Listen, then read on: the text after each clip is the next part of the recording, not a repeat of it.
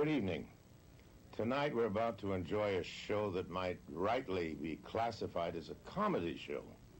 No doubt about it, there'll be plenty of laughs, but the wacky world of Jonathan Winters could also be called an adventure show. It was certainly an adventure for Jonathan's guests. Without a script, without cue cards, all ad lib. An appearance on Jonathan's show always meant a trip into the unknown. It's said that an actor's greatest fear is forgetting his lines. Well, then his greatest challenge must be inventing his lines. That's what this unique show is all about. On-the-spot comedy invention with a master of improvisation, a fellow who makes it look so easy, so effortless. Welcome to the wacky world of Jonathan Winters. Appearing with Jonathan tonight are Leslie Uggams, Pat Boone, Mary Gregory, and Bob Donner.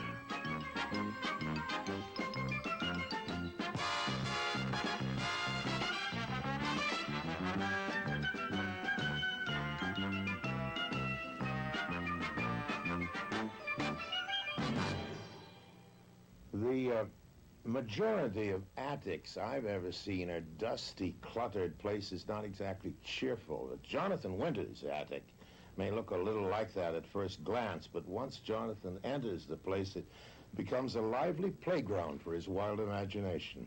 Suddenly, the quiet, neglected old storeroom becomes, well, a very funny attic.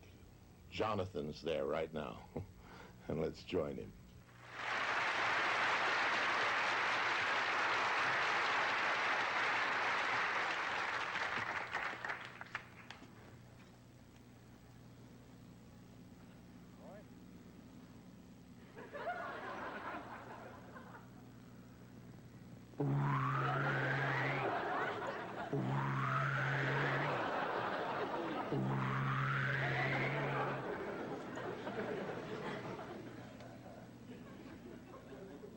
All hands, turn to.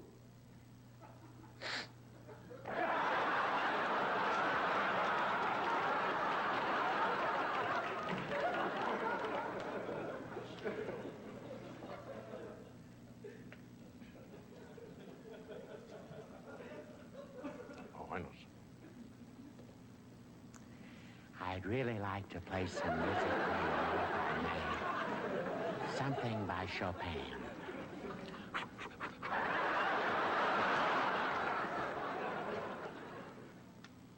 Hi, I'm with some insurance company. Mrs. Tobler, would you come in? Why? It's always necessary to have a woman. My nurse present when I'm looking at you. Let's see now.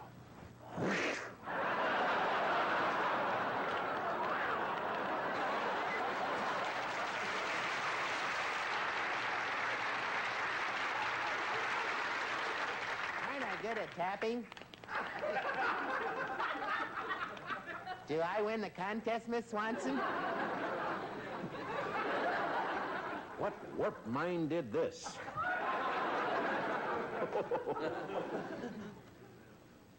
A lot of times when I'm alone in Ward K, I do this type of work. Isn't this unusual? Notice the figures in here? I did this when I was under the heavy influence of sleep. Everywhere in Venice is a fun for you. I don't have no boat, no pad, nothing. I'm crazy. Come this way. These are the keys to the car.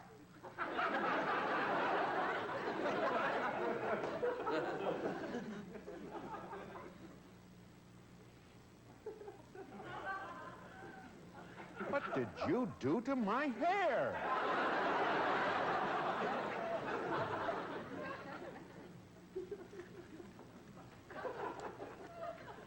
Well, gang, we got over 15,000 miles to cross here in the desert. Freeze, Jonathan. Now, here's the situation we're going to put you in. Take that canteen and make believe you're a scoutmaster. You've taken your troop out in the woods for a hike, and you've lost them, okay? Action. Philip, where are them kids? Where are you now? Don't play games with me. It's 14 hours now that I haven't found you little devils. Linda Beth? Is that you, Philip? Where? Your voice is changing, Philip. Oh, thank heavens! For what? You!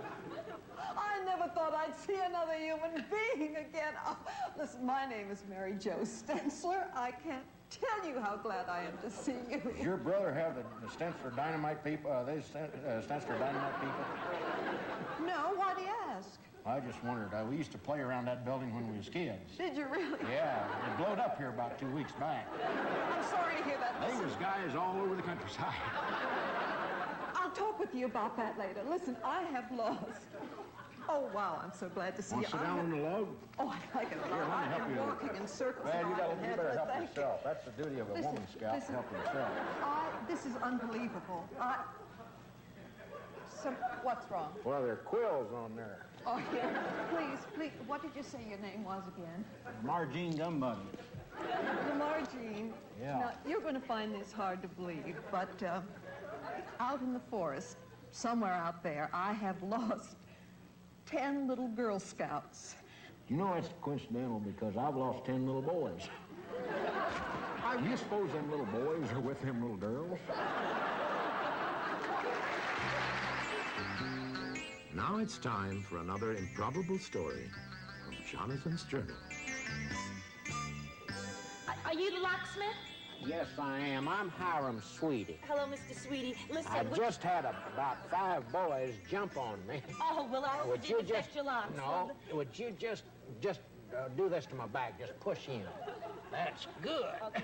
Mr. Those Sweetie. kids always do that. As I come up Elm Avenue, they always jump on me. Mr. Sweetie, I left my keys in the house, you see, and I have the oven on. This is your house. This is my house. Do I have to give you identification? No. This is my house. No, Now, I have my oven on in here, and I think the house may explode any minute. Would you open the door, please? Let me see. You'll have to try all those. Well, we're going to have to try at least 3/4 of them.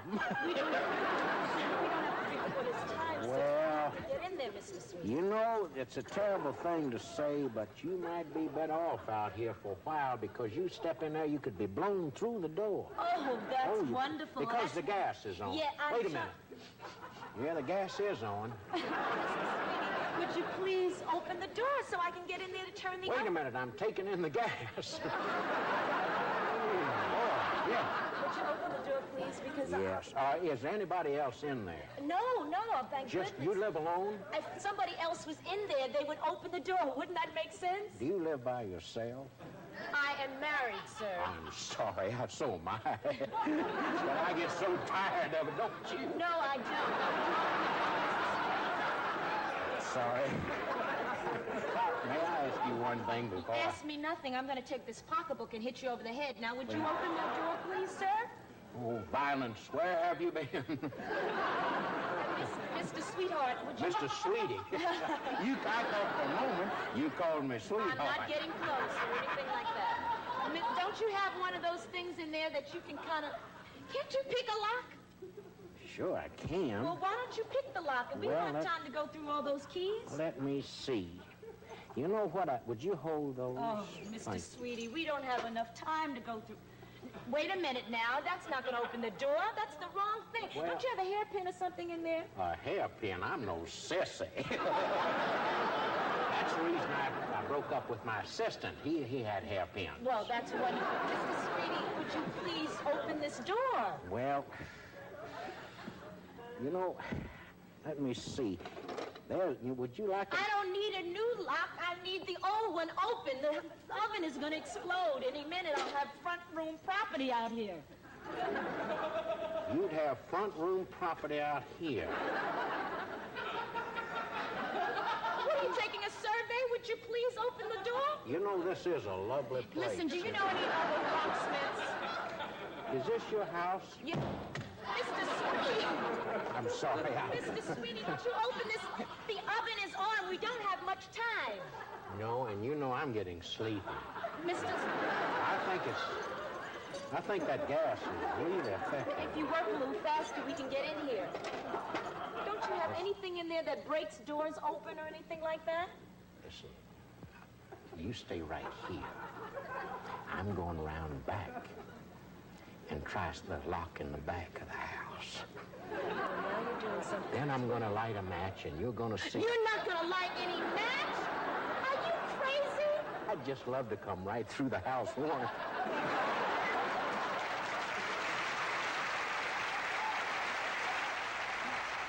Now it's time for Face the Folks, a completely unrehearsed TV panel show featuring 3 of the country's leading political reporters.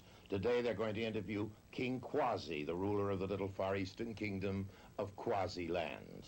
We've asked each reporter to make up his own set of questions, and King Quasi hasn't heard any of them in advance. And Mr. John Schubeck. And now, here to face the folks, King Quasi of Quasi-land. Your moderator is Miss Mary Gregory. Now we'll start our questions with Mr. Dunphy. Who are we starting with? Mr. Jerry Dunphy. See, I only arrived in the country about 4 hours ago. Oh. So I'm not familiar with the interrogation. A little bit of... Yeah. I see. I was just hustled from a big limousine into the studio here. Oh. And there was a small parade for me because I have a small island. Oh, I'm so sorry. Are you experiencing... The president didn't even meet me. It was some attaché to slough me off. But that's all right. You mentioned that when you arrived here, you were, in your words, sloughed off. Yes, it was unfortunate. You see, Quasi-land is not, like Russia or China or the United States. Quasi-land is a little floating island is what we are. We have big oil drums under this island, you understand? And we just float around all over the world, and whatever country gives us a fair shake, we go with it. That's what I was going to bring up, sir. That's what I was going to bring up. Ever since the end of World War II, your little floating island has received about $800 million in American aid. Yes, and we're very grateful for that, food and clothes are a drag.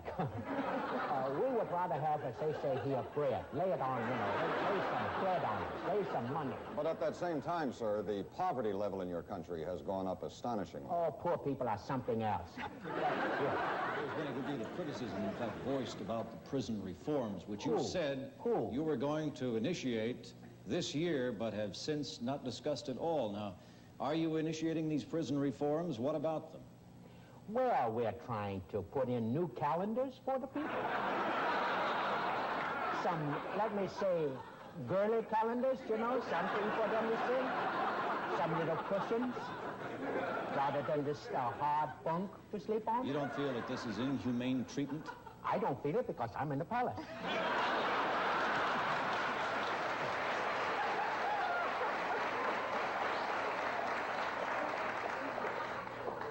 King Quasi, is it true that you have a Swiss bank account in 7 figures? Oh, I go to Zurich for skiing. But I do have a few coins there, yes. How did you find that out? Your Highness, you have talked a great deal about women's liberation, and yet you have, we are told, some 34 wives, and that most of the women in your country are not free at all. We are coming around to freeing women. I have dropped from 34 wives to 10. Just recently? And 10 goodies, too, I might add. King, if I might, you mentioned Zurich. You said you went there for skiing. There have been reports in European magazines saying that at Gstaad and Zermatt that you were seen philandering at all hours of the evening with certain local types. Do you want to confirm this on national television, or do you deny this? I'm not ashamed. I love a good party. Would it be fair, sir, to define you, though, as a swinger? Welcome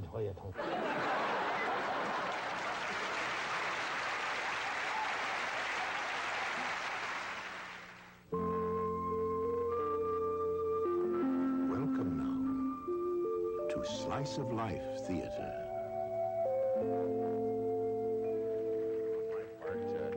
To come by here and and see this fabulous home. I know this is the old Ricker estate, and I've been, well, myself and my wife have really we've looked at this place so often, so many times, and I tell you very honestly, I'd like to buy it. How much would you be asking for this place? Well, we're asking $38,000.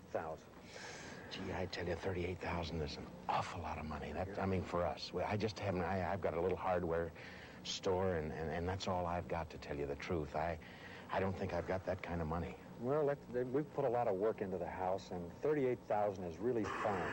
Well, I don't know. I just can't push that. What do you have on you? What do I have on me? Yeah, what do you have on you? I've got $50. 50 is fine. You got a new house. You're kidding. Your lucky day. Why? Wait a minute.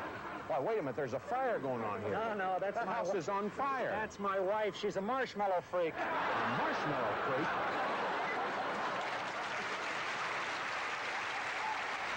We can learn a lot about the great figures of the past from history books, but we can't be sure that the historians are always accurate. However, with Jonathan's imagination recreating great characters from history, we may still doubt his accuracy, but who cares? We're in for a lot of fun as we take a peek at the past. Today, our guest is the greatest genius of the Renaissance, Leonardo da Vinci. Buongiorno, buongiorno. Che si dice? Come si va? Bene, grazie. Molto bella, Boone. You too. Signor da Vinci. Oh, taking your clothes up, I paid you. For centuries, people have been wondering why the Mona Lisa is smiling. Can you enlighten us? Because she just finished a big bottle of wine. Now, how did you get along with Michelangelo? Oh, well, he's a nice guy, but he's all the time on his back, you know, do this. He's a hard guy to reach. Oh, it's a little funny joke, but when you paint, you gotta make a joke. You gotta, you starve him. Did you go in much for nude painting? I like it to paint in a nude, but it's cold.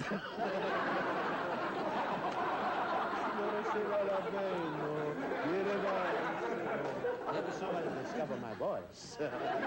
I'm just another paint. I can sing like a bandit. Now,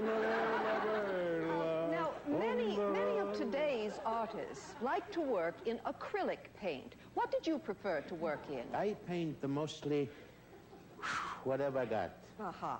You know, house paint stuff. Anything I can find around, I paint with. Is there That's any... no Windsor Newton.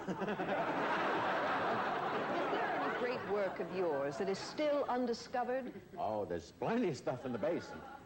I must have 15,000 things in the basement that are bad news. But someday, some cat someplace are going to buy these, because I signed my name, Leonardo da Vinci. Thank you. You like that name? Huh? Thank you, Signor da Vinci. Signor? Is that what you call me? Yes. Let me tell you this. I don't know who you are. You're a modern lady. I like you. I just swallow your jewel.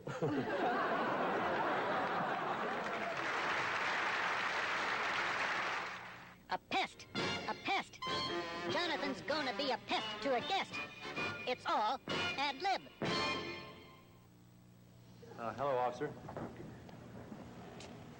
Well, I'm going to ask you a very simple question. You know, you were in, I don't know whether you realize it or not, I'm going to ask you this anyway. You were in a 15-mile-an-hour zone and you were doing 95. Officer, I can't believe I was going that fast. Are you sure? I'm always sure. See, when you're on the side of the law, you're always sure. What is your name? Pat Boone. Of course. I recognized you there. Recognized you. Pat Boone. You know, about 10 years ago, I arrested Gladys Swarthout. I mean no disrespect, but I really am in a hurry, officer. I've got a TV show to do, and I'm late. Doesn't everybody has a TV show, a movie or something, don't they? I could care less. Now I'm going to put down Pat, P-A-T. Yes. Capital B, double O-N, tiny E. Pat Boone, 95 miles an hour. Officer, surely I wasn't going 95 miles an hour. Oh, I know. Yes, you were doing 95 in a 15-mile-an-hour zone. That's unfortunate. Are you a real policeman? Am I a real policeman? Just because you don't see a gun on you. See, normally, most officers carry guns. I carry a grenade.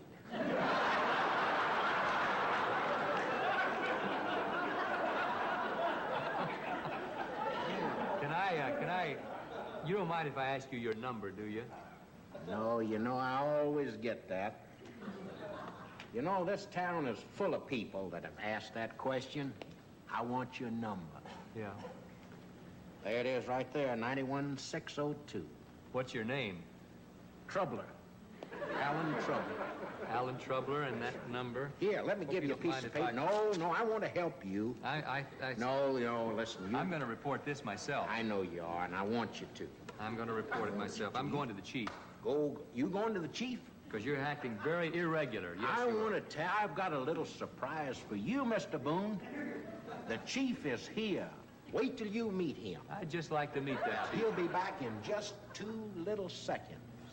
I'll be writing you out a ticket in the meantime. Okay. What is this Mickey Mouse talking about you? And all them little funky white shoes. You don't tell me, give me the book. Didn't you hear what the man said? The man said you was doing 95. I was hit back the trunk in the car. I heard what you said. April love, that's a joke. The little boy's world is filled with questions, especially the world of Chester Honeyhugger. You know, I was just thinking, why is it that I can't have more than one pet?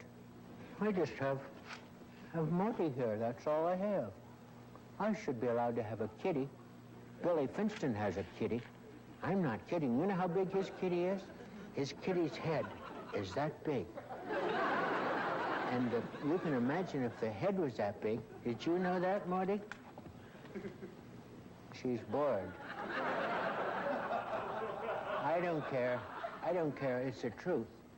I wouldn't lie to you. I'm 8 years old. And Billy Finster does have a kitty with a head that big. And the kitty jumped on the Shoveler brothers the other day. They were in an open convertible and ate them. They think I kid a lot here in the home, but I don't. I saw it. That cat will eat this town.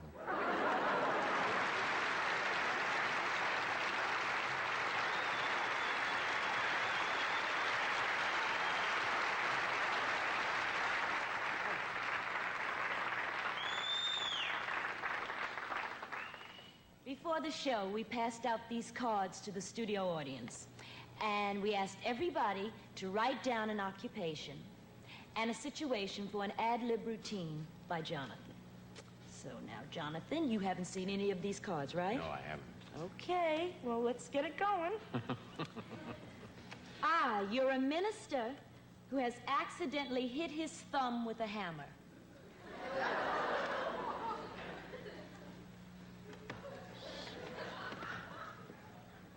Friends, brethren, I thought what we'd do now that the sun is out again is put up the barn.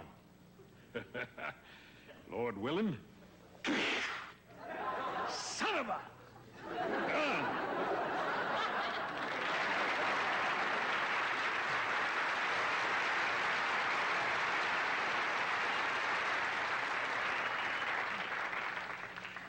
Now, you're an owner of a delicatessen, and you're taking an order over the phone for Howard Hughes. Hello? Yes, this is Mr. Zelga. What is it, Mr. Hughes? Oh, this is an order for Mr. Hughes? I thought it was Mr. Hughes, not Howard Hughes. Is that right? Oh, is this, you work for him? That's interesting. What would he like, huh? Just rye. Rye bread? You sure you wouldn't like some corned beef in it, or a little, maybe some lox? Just rye bread. Does he use lettuce? He puts money in there instead.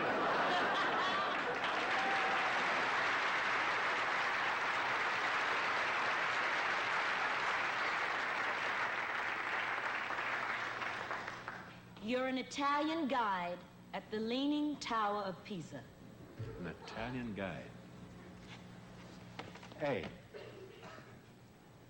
please to gather round to me. Very close. Everybody do this. See? Building is that way. Hey, you fell over. You're drunk. It's a nice building, huh? See, it's the Leaning Tower of Pisa. What is your name?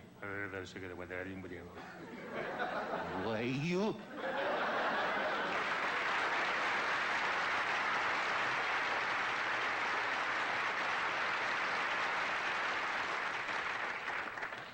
You're a camper who discovers a snake in his sleeping bag.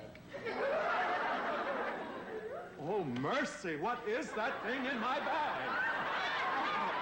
Oh, it's a rattlesnake. Oh, here, baby, you play with that.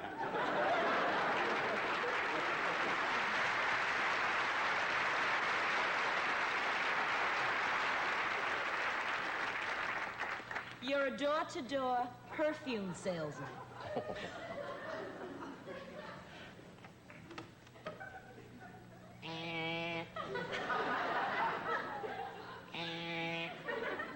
Hello? I'm Mr. Podlinger. Arnold Podlinger. I'm a perfume salesman. What do you want?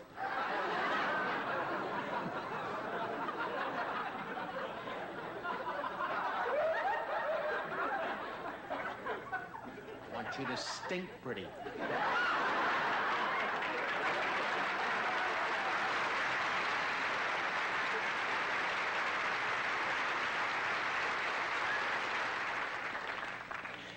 You're a TV weatherman who's had a bit too much to drink.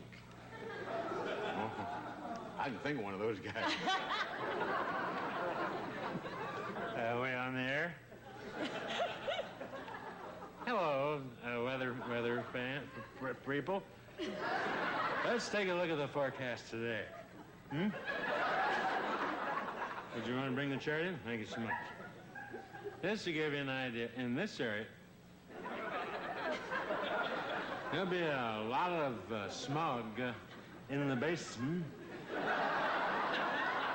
In the basin over a period of tomorrow. Then the low desert and the high desert will be real good.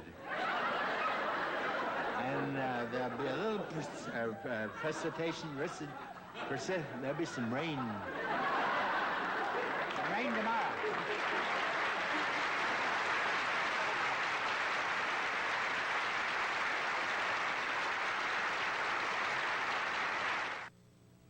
Thanks for joining us in the wacky world of Jonathan Winters. Until we meet again, make the most of your wacky world.